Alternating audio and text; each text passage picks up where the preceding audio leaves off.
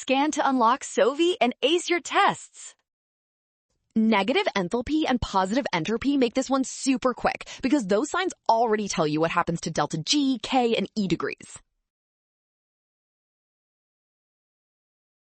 Start with the key relationship delta G degrees equals delta H degrees minus T delta S degrees.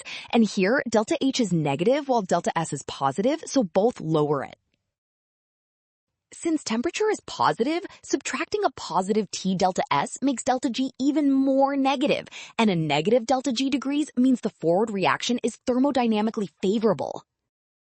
Now connect that result. Negative delta G degrees means K is greater than 1, and because delta G degrees equals negative NFE degrees, E degrees.